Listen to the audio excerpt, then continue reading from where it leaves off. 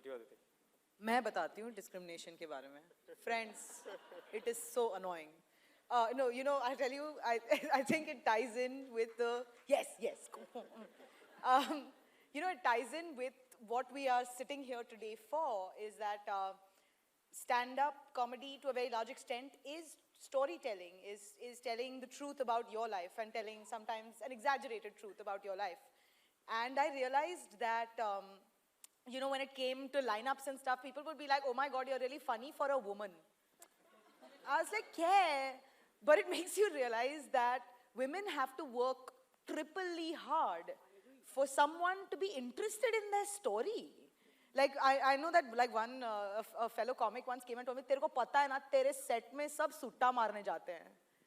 And I was like, really? What do I have to do? What do I have to do to follow up that guy before me who did like a round of terrible jokes, which everyone was like, हाँ, सच्ची, correct, औरत बहुत time लगाती कपड़े पहनने में. So correct this man is. Telling some real truths of life out here. And then you go on stage and you're definitely saying things that people have never heard before. And actually that was one of the reasons I got into stand-up, was because I was like, I can't identify a narrative of where the woman is funny and not hideous. Like, you know, like otherwise they would be like, "Arey, wo ai, pom, pom, pom, pom, pom, pom, pom, pom, pom." And I was like, kyun? Why can't we be owners of our own stories, and why can't we take the center stage not as an object of attraction? I know that like corporate gigs, I still get like, "Arey, female comedian, shakal kaisi hai?" I was like, "Koi nahi pooch raha jokes kaise? Koi nahi pooch raha." And then honestly, I mean, I would like to say, Deepika, that I would have totally been like a Deepika Padukone myself. You know, but I like to eat. Me too. Oops, I shouldn't be saying me too, but I just asked for samosas and they had none. I will see you backstage by the snack plate. With the chutney, mixing with the sweet chutney. Yeah. Where is this? Should they just bring these on? No, anyway. ठीक है, कोई बात नहीं. Let's flip it around so that Deepika doesn't get enough time to think this time. And we'll keep it. I'm very curious to see what these little chits are. By the way, you guys are being judged. These are on a score of 1 to 10. Is your wife saying you're terribly boring? Like that I'm very used to. The secret to my marriage's success, which is 17 years, by just the way. say yes. Yeah, exactly. Just say yes. Great conversation. This mantra that all you men think like works. It's not a secret anymore. My parents had the solution for this. My mom and dad are somewhere here. And I remember once I heard them argue when I was 10 or 12. And dad told my mom that, hey, listen, we're going to solve all the big problems. You guys can solve all the small issues, right? All the fiscal issues, the monetary issues, kids, tuition, education, etc. So my mom asked him, what the hell are you going to solve? And he said, well, us guys will get together and solve the Arab-Israeli conflict, the cure to cancer, which is what men do. Get together, have a couple of beers, talk philosophy. It's the Parisian attitude. You guys do the heavy lifting and get paid less, clearly. Yeah.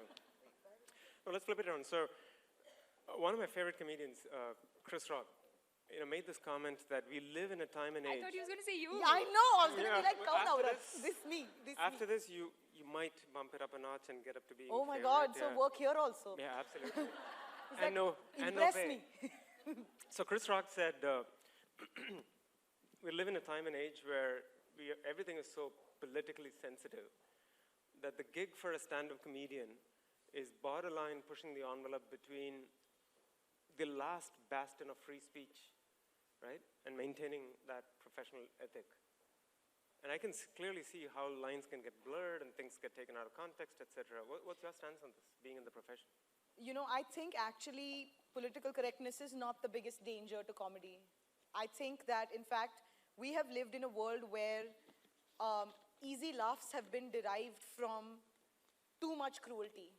And the fact that we are pushing back, the fact that the world is pushing back and saying this is not okay, that you can't, like if you're hurting somebody, you're perpetuating a very harmful stereotype, be better. And I mean, of course, we're all going to make mistakes on the way. We're all going to do terrible things, and I have said several and done several politically incorrect things that I sorely regret right now. But having said that, you know, the push towards political correctness as the bastion of free speech, I really don't think it's a problem. And the truth is that because a lot of the narrative has been largely male, a lot of the narrative has been कि औरत को time लगता है कपड़े पहनने में, उसको driving नहीं आता है, oh no, wow. I'm like, you know, in Saudi Arabia, women are not allowed to drive. So give us some time. Nobody's like, अरे मर्दों को साड़ी नहीं पहननी आती. Give them some time to learn. So it's sort of, you know, I think that, in fact, if anything, you know, not maybe curtailing voices, but giving mics to, or giving stories to people whose stories have not been heard before is going to actually lead us to a more inclusive and empathetic world. And women will actually feel, because I mean, I don't know, maybe women are more, somebody told me this recently, ki Aditi, yaar, you know, sometimes you're a lot more cruel in real life than you are on stage.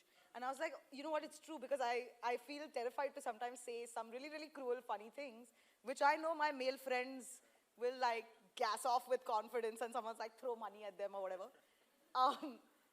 But so I think that when you hear more empathetic stories, when you hear more kind and more inclusive stories, you just have a more empathetic, inclusive and kind world.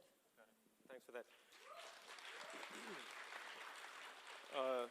Deepika's got to run after this. We'll continue the panel, but let me pose a question to you. And a fellow venture capitalist recently wrote about, I don't know if you guys have read this article, about the return of investment on any movie that has been made in 2018 over a budget of 50 crores. Have you read about this? It's fascinating. So every movie, this is the last question for Deepika. I'm getting all these cues. In 2018, all Guys, the movies... like, are we under attack or something? Yeah, I know. Now you know what I feel like. Samosa taiyar hai. So all movies made over a budget of 50 crores. Over. In 2018, there are many data points that were remarkable, including the extremely poor ROI on all movies made by the Khans, but leave that aside. I had to slip it in there. The top 5 movies, purely in terms of return on investments, of the top 5, 4 have been women-centric themes. That's saying something. And do you think this trend will continue, being in the industry? And I think it's pretty awesome that someone ran this analysis. So, just to give you numbers, so the return on investments on real estate in India was about 7%. The Khans returned 9%. Women-centric movies, the top 4 out of the 10, out of the 5, sorry, returned well north of 25%. Yeah, which is remarkable. Be happy to share this link with you guys, but what do you think of this? I think it's amazing, and I think, look, I think it's nice for us to say women-centric or female-centric at you know, at a moment like this when we're talking about female role models. Having said that, when it comes to creativity, we need to look beyond female or male. It's about the film. If the film didn't work, you know, it's okay. It's a different thing that the films that the Khans didn't work. But say there was a film like Andhadhun that was led by Ayushmann. So I think that it really boils down to the script itself. But yes, I see a trend, which is films that, you're right, films that are being led by women are doing much better. Also, we're in a place today where directors are changing roles, and that's unheard of. You have, you know, if you have a script that sort of has a male protagonist, and suddenly directors are like, 1 second, let me just flip that, let me just make that a female protagonist, and then go to so-and-so with the film. So you hear of a film that was offered to a male actor like 2-3 years ago, and it's coming back to you now with a female protagonist, is a huge achievement, you know. But as a creative person, I would not like to make this distinction of like, male-led and female-led and all of that. I would just say that I think great content is what is really working right now. And I think a lot of that has to go to the audience. They're ready for that. I don't think it matters today anymore who is in the movie. It really depends on the kind of story that's being told, how well the director's telling that story. So there's a lot of these factors also, I think, that are playing a very, very important role in the success of these films. It's not, I don't think you can blindly say, okay, so-and-so's in the film, so let's go and watch it. I think 2018 was a clear sort of, Watershed year. on that, so you have to sort of, right from the promo, the posters, all of that, I think that the audience has that pulse. I think they know instantly from the minute that first trailer goes out, they know at that very moment whether they want to watch that film or not. Of course, there are films that may not be sort of trending right from the start, but then they release on that weekend and there's that word of mouth that sort of, helps elevate the film. But yes, I think gone are the days when you just had like a big star on a film poster and that film worked. Yeah. Thank you. I don't know if you're going to, are you going to kidnap her? Yeah, you're going to kidnap Deepika? I Okay. don't need my samosas.